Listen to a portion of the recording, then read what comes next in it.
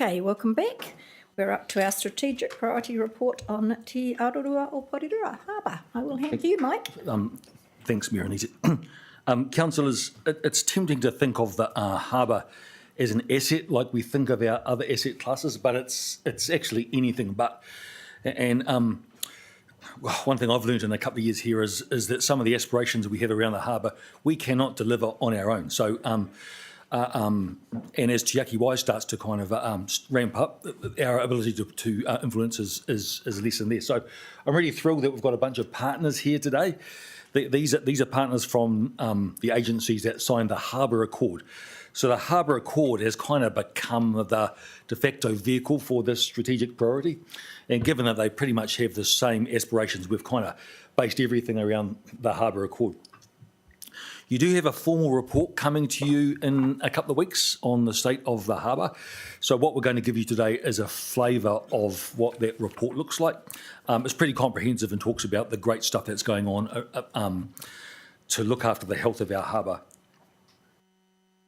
I just wanted to point out that there's been a couple of goes at Harbour Accords in the past, right, and they haven't necessarily got the traction that we would like. This time around feels a bit different. Probably because the chief executives are holding us to account, right? So the chief execs of all of the signatory agencies have got together. They meet every 6 months to hold the steering group to account, and we've got members of the steering group here today. So what Julian's going to do now is and the rest of the crew, and at the table we have Sarah from Wellington Water and Robert from Ngāi Toa, supported by some other staff at the back who I'll get to introduce himself in a moment. But Julian's going to talk you through how we have organised the mahi. It's a bit messy. There's bits of overlaps, but hopefully there's no gaps. But the nature of the business is a little bit messy, and there is a little bit of kind of stuff that's not abundantly clear. But we'll explain those as we go through to the best of our ability.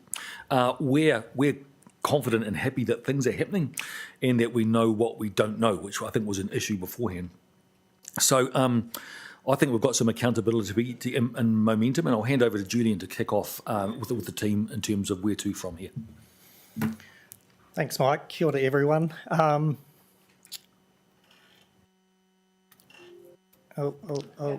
At the button. That's it. Sorry. You're giving it away now. Yeah, I know, right? Yeah, that was you first. I'll pass over to Sarah. Thank you. Hi, I'm Sarah McGill. I'm the steering committee representative, and I'm from Wellington Water. And Wellington Water has obviously got a big part to play in improving the water quality in the harbour. And so we're approaching it from from three different perspectives. One is the major projects, and there's a couple listed up there. The Duck Creek wastewater holding facility has been completed a couple of years ago, and I think everybody's aware of the CBD holding facility, which is due to open on the 22nd of May. So. And Bothamley Sewer was completed last year, the upgrade to the Bothamley Sewer and all the park upgrades along with that.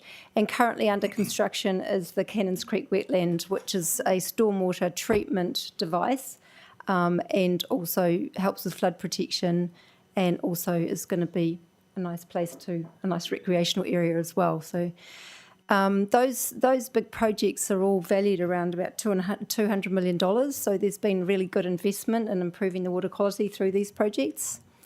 So one of the things that the Harbour Accord has really brought together is we've got this program.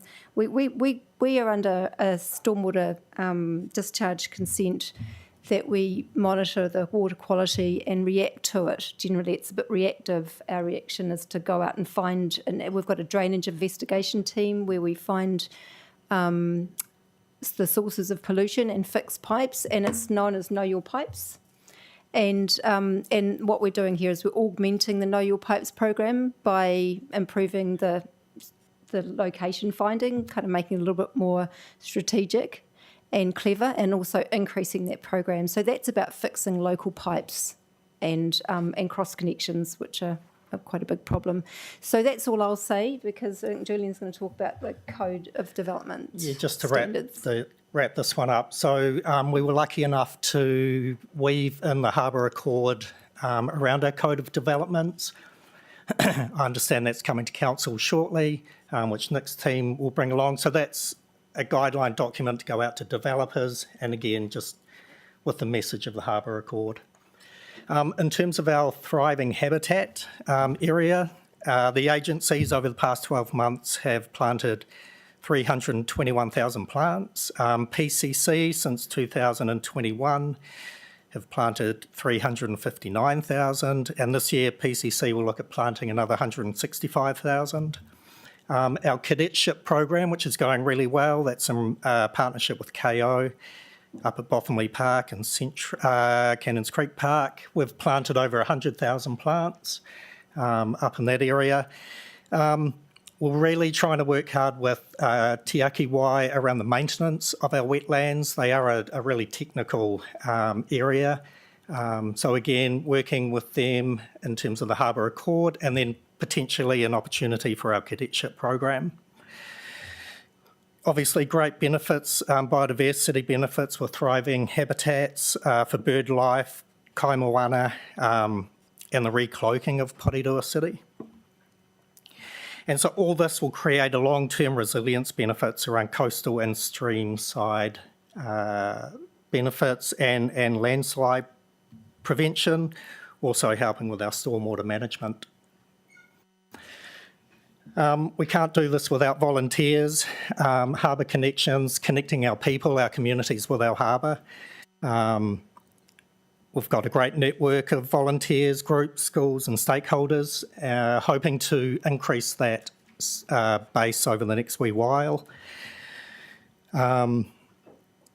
In terms of our biodiversity education, 3,800 students, teachers and parents from 34 schools have helped us with planting while learning biodiversity and ecology at the same time.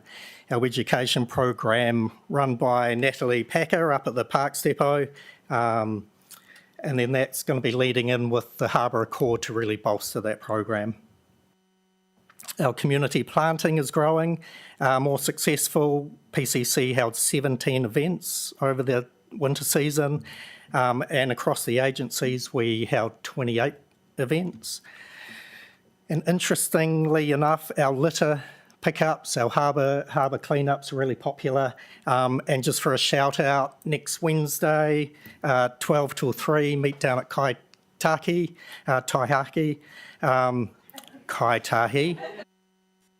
12 till 3, we'll see you there. We all know what sediment does to our harbour. It's a major issue. PCC are teaming up with Greater Wellington and mapping our high-prone sites. We've joined up around our planting and fencing programs. Recloaking our city will have a major benefit to reducing sediment. That's why we're continuing our tree planting, riparian planting and general revegetation. In terms of enforcement, our enforcement actions from our PCC compliance team has seen 5 letters of direction, 3 warning and please explain letters, 5 infringement notices, 20 abatement notices, and 1 enforcement order. So it's great to see we're actually out there doing it, and we're also doing it in partnership with GDUB. So researching these figures, our compliance officers and GDUBs are out there partnering up, visiting these developments, visiting the sites, and putting a lens over that. We're also watching P to G really closely.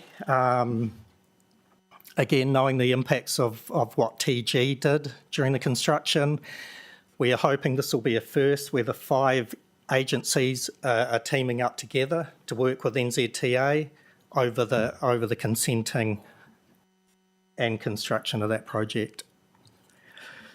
This is Mike's favourite. So we're not actively looking at dredging the harbour, but we are aware of conversations within the community. So, as I mentioned before, the chief executives are very interested in this, and therefore, I think in the contributing organisations, that's kind of infused through the way that we do business. This report itself that you're getting in a couple of weeks' time is a testament to that. I just want to point out that we're very aware that a lot of what we're talking about today is inputs and stuff that we are doing. The proof of the pudding's in the eating, of course, and that will be proven through cultural and scientific evidence, which Robert will talk to it in a little bit. But I just want to be upfront that we know that what we're reporting to you here is stuff that is input rather than the actual results. But we're very mindful of that and are working on exactly that. Thanks, Julia.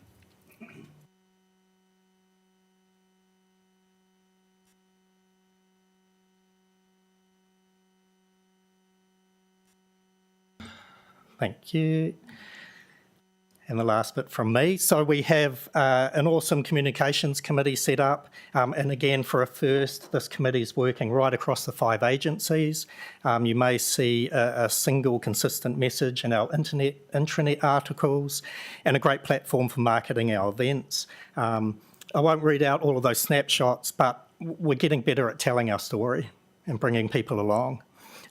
Melanie Branch from GW heads that and is doing a marvellous job up there, so watch this space. Over to you, Robert. Yeah, kia ora. Thanks for having us here today. Just on the monitoring story, as Mike said, it is about making a difference and having the measures of the outcomes really crystal clear, and having those measures and a monitoring program going ahead.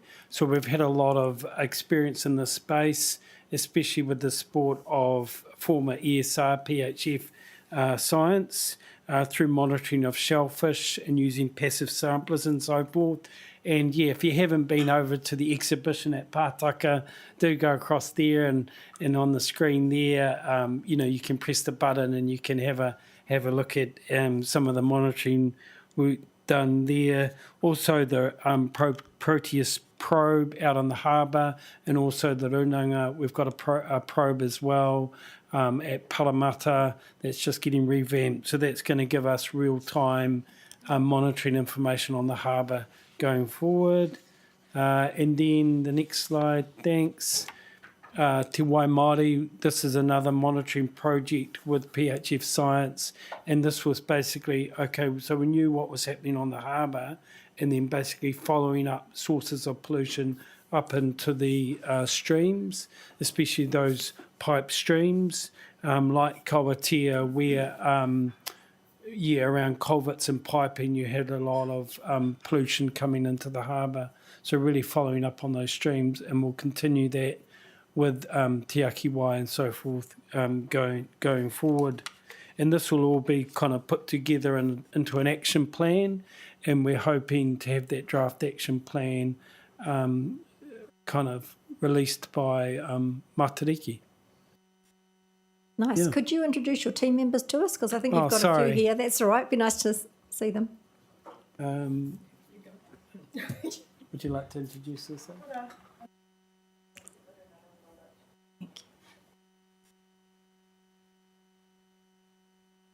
Thank you. And kia ora, I'm Kat Viskovich. I'm Head of Resource Management and Environment at Wellington Water, and the part of my slide, of this presentation that is mine, is this final little bullet point at the bottom that's network discharge consents. So Sarah mentioned before, know your pipes and the monitoring that we do, and we do that currently under our stormwater discharge consent. So that's a global consent held across Porirua as well as the other cities. And so what that does is it drives a monitoring regime, and we pick up, even though it's a stormwater consent, where there is E. coli in the environment, and then we go and try and find the sources of that. We need to seek consents. We, Te Aki Wai, Wellington Water, will need to seek consents for our stormwater discharges moving forward, because that consent, it had actually expired, but the government has brought it back into life. So we will need a new stormwater consent, and also discharges from our wastewater network as well, so overflow discharges. Even though they're consents, and consents in and of themselves don't specifically do anything. Essentially what they will do is drive a program of work to improve our networks to ultimately improve water quality in the environment. It has been a struggle to move this forward. We have applied for consents. They were applied for back in 2023. Since then, the Regional Council notified Plan Change 1 to its Natural Resources Plan, which fundamentally changed the regulatory requirements on us. That's subsequently been put on hold, but still has legal effect. So that drives some complications. There have been changes to national policy statements, the introduction of the Wastewater Environmental Performance Standards, and then, of course, the Resource Management Act is being reformed at the moment. And so we're trying to pick our way through all of that regulatory change to make sure that we are doing the right thing. Ultimately, though, it doesn't change the outcomes that we want to achieve, which is improving environmental water quality in our environment. And so what I think the regulatory changes do potentially change is the prioritisation around that. So we have started work at Wellington Water to try and understand what we need to do to make sure that when we do apply for consent, that it is fit for purpose. One of those pieces of work has been to start a growth study in Porirua.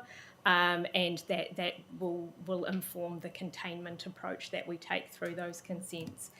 We're also doing some other work around E. coli and fecal source tracking to make sure that we're not being held to account for things that we aren't causing as well. So there is still work going on in this space, and it is a priority for us. It's just been, as I said, an interesting time to try and progress from a regulatory perspective. Yeah. Thanks, Kat. So, sorry, go, Robert. Sorry, just to finish on a happy note, as part of the Harbour Accord, we're looking at what's the future for a marine education centre in Porirua, combining with Waka-ama, marine education, the whole shebang. So watch this space. We're just going through early steps on that in the early days. I've got ideas where it could be, by the way. I got my idea. But working with Porirua City, the Porirua Harbour Trust, Toa Waka-ama, yeah. So that's exciting. Just saying, not that you're not exciting, Kat, but... As long as Greater Wellington's not slowing you down, because they've slowed everything else down, and at what cost? We're going to be paddling that waka strongly, don't worry. Okay, so that was just a skate over some highlights. We could have spent all afternoon talking about the stuff, right? So we thought we'd just give you a flavour. And while we've got this crew assembled here, the finest minds for our harbour, we thought most of the time we should set aside for questions or discussion. Yep. While we've got everybody here. We've got a list. You haven't mentioned Dave. Oh, everyone knows Dave Stone, our No, Parks they Manager. don't. Parks Manager. Okay, I'm starting with Jeff. I te mea tuatahi ngā mihi ki a kauta katoa ke taimai ai ki konei i te korero mo tēnei hake take. He take tuatahi ne. Thank you for coming in and speaking to this. I accept that it is very much a flavour and that I look forward to Te Matatini, so Te Matariki ne. I'm also looking forward to Te Matatini as well. But the as to what is effectively the new steps, the next steps, because I read this as new initiatives, I'm assuming that in that plan we'll talk a bit more about the biodiversity. Mm-hmm. We'll talk more about this is a small issue, a very small issue, but it is somewhat connected in terms of the overall management of our water, the planting of our berms and the rules around that. I'm assuming that that will have it in there. And in terms of the a marine education centre, is the idea to look to the examples of, say, Kapiti and the work that they've done up there with their marine education as a potential model, or is this perhaps one that's more that is more homegrown? Let's put it that way. I don't want to put you in a position about what you can talk about, what you can't talk about, but I'd like to hear that. So we have 15 or 16 main action items, and behind that is a whole lot of text and what we do and how we do it. And that was Robert alluding to the Matariki date, so you will get a copy of that. And in terms of planting and recloaking, berms, streets, absolutely, very, very keen for that. Did you want to mention the education centre? Feels homegrown to me. It feels homegrown, and I feel it should be. Yeah. And is really our focus for education for the harbour itself. But I'm sure there's other examples around the country that we can learn from. Yeah. One last thing is comment. I am heartened by the fact that there seems to be a great deal of impetus by all of the organisations to do this shared mahi. It is what new initiatives that come forward is the bit that I'm looking forward to. I know that it is a challenge to see substantive change in the waterways within even my lifetime, but that is not an excuse to do nothing, and it is not an excuse to go slow. So I'll leave it at that. Kia ora koutou. Kia ora. Moira. Thank you. I'm just trying to understand where we're at in the process. So last I heard, we had the accord and then there was work being done on the implementation plan. Is that the plan that's coming to us? Yes, Okay, thank you. right. That's helpful. And this, maybe nobody can answer this question, but I thought I'd try. I think there has been a debate in Greater Wellington about whether to continue to stock Belmont Park. And I think the argument against continuing to stock Belmont Park is it makes it hard to recloak it, etc. Are we aware of that, and has it been referenced in terms of the Harbour Accord?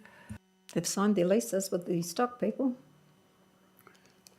Yeah, I think it's definitely an aspiration for the steep hillsides of the catchment, because that's where a lot of the erosion comes from, and to be recloaked. Yeah, whether that's in Greater Wellington Regional Council reserves or private land or wherever, but really targeting those really steep hillsides that get a lot of rainfall and a lot of sediment comes off. So as far as I think the Runanga is concerned, we'd be very much supportive of the recloaking of Belmont Regional Park, especially this side. But the other side's important too, right? Yeah. Yeah. They do. I'm aware they do have a program around retiring pastures. So yeah, I'm just not 100% sure of that. Kylie? I know you were talking about there's a conversation to be had about dredging. I know you. Someone said something about conversations about dredging. Yes. It was Mike in the beginning, but he passed it by. Yeah. Oh no. Anyway, I'm going to ask my question. Whether we all like it or not. With all partners, obviously, each individual partner will have different views on dredging.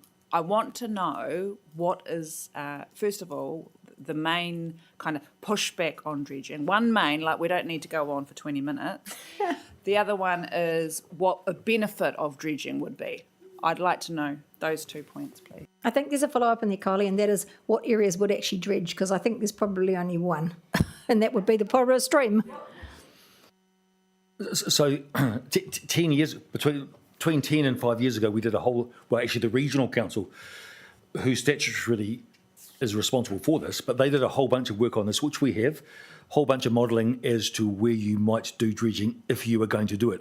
However, before we do that, we need to have a view on whether or not it would be successful. And so that question has never been satisfactorily answered. I think there are still two views. Some people think that, and these are professionals we talk about, this is not just lay people, right? Some people think it'll be a waste of time because it wouldn't make any difference, and we have a report to that effect. Other people think that if you did it, you might actually create more environmental damage than you would do if you just left things alone. So I think we need to be really clear on what the problem is that we're trying to solve, because there are two quite distinct problems. The first is a silting up of the Patanui arm, and the second is, the benthic environment on the Onepoto arm has all that crap in the bottom of it. So those are quite different problems to be solved. And dredging the harbour, in most people's minds, is a big huck out, right? You suck all the stuff out and you do something with it. It's actually much more subtle and nuanced than that.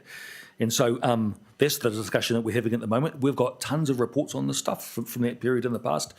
We're going to review that stuff with the regional council, actually, who is the lead on this, and over the next 12 months, see whether or not it's revisiting dredging. I don't believe it's the silver bullet that many people think that it might be.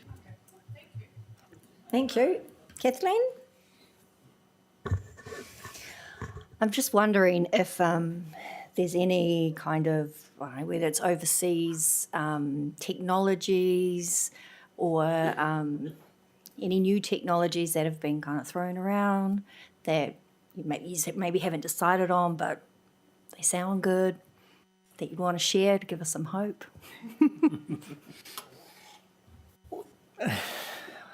We're working with some consultants around, for an example, our sumps in the ground, how we can add in filters, sort of things we can just sort of plug into existing systems. So yeah, that sort of stuff we're looking at further down the track.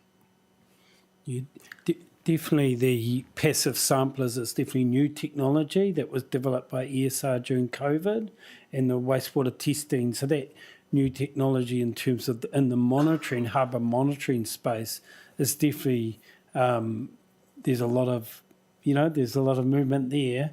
In the restoration space, it's there's more limited options, I feel, apart from like the planting trees, stopping the sediment, stopping the wastewater overflows, those type of measures, would be a sort of tried and true. Probably doesn't answer your question very well. There's topics like Sponge City where we're trying to soak the stormwater into our roads, into our berms, into any other, there's examples of that around the world. We haven't got that far yet. That's part of our thinking and potentially where we want to go. And some of it may just happen by osmosis, but but yeah, we're totally looking at that. Yeah. Mike? Yeah, I think, Robert, you mentioned earlier the Kahutea stream. That was a real source for E. coli, really high. How's the count going on that now? It's still high from latest measures. Yep. So breaking news on that. So through the Know Your Pipes, have actually found a major source of the sewage that was going into that. I'm not exactly sure where we're at with fixing that, but we have appears to be just one property too. So Wow. we're in touch with the people that look after the stream, and we're really pleased that we've found something there. That's good news. Ross? Can I, a couple of questions. Can I ask whether there are, we see trees planted, and I've asked before here, I think we've planted about 35 hectares or something like that. Do we have targets per year? I'm more interested in area rather than number of trees. Do we have those sorts of targets for areas? And what would our ultimate target be for total number of hectares planted? There are percentages around canopy cover that cities set to then target. Porirua hasn't done that work. I think what we're trying to do is assess what canopy cover we currently have and then put in a realistic goal to put forward. So that's canopy cover for the city and streets and things like that. Yeah. What about rural planting? It's included. That's included as well. Okay, so some of that will come out in the future. Absolutely. All right. Yep. Can I just understand the thing around, what is it, zero erosion? Mm-hmm. The impossible target? It's an aspiration, Councillor. No, it can't even be aspirational. There is nowhere in the world, even where you have natural vegetation cover, where erosion does not take place or silt does not happen. So why have we got a zero target? It might be aspirational, but it doesn't mean anything to me, for sure. It's not a target, but it's a rallying cry that people seem to respond to. So it's a bit... Sorry, I won't go into carbon. That's a very good idea not to. Well, it's a fair question because... Well, we have to aim for something, and we should be aiming for zero. You can't aim for zero because it's not attainable. Okay. Any other questions? Nathan? Shoot for the moon, Ross. If you miss, you'll be amongst the stars. Simple as that. Anyhow, my pātai around Te Aki Wai and the sort of transition from Wellington Water to Te Aki Wai. Obviously, our relationship with the Accord as Porirua City Council is not going to change because we are still a partner. But is there any concern around the transition to Te Aki Wai being part of this accord? I'll answer that. I think that we're planning at this point to have a very smooth transition that wouldn't be noticeable. I don't plan to change my role as the steering committee representative on the accord, and so none of the personnel are going to change. Some of the assets that are in question that I talked about before will change ownership.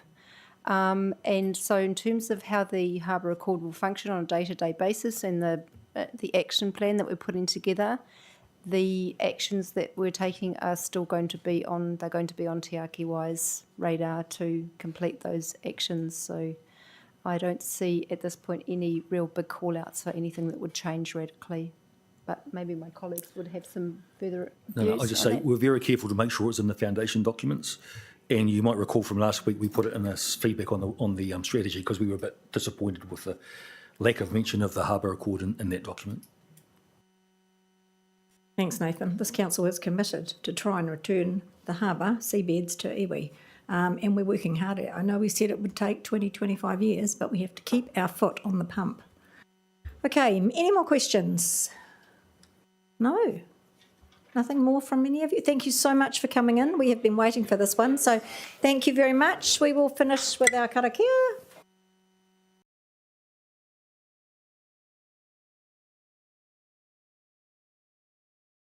Kia horo te marino, kia whakapapa pounamu te moana, he huarahi mā tātou i te rangi nei.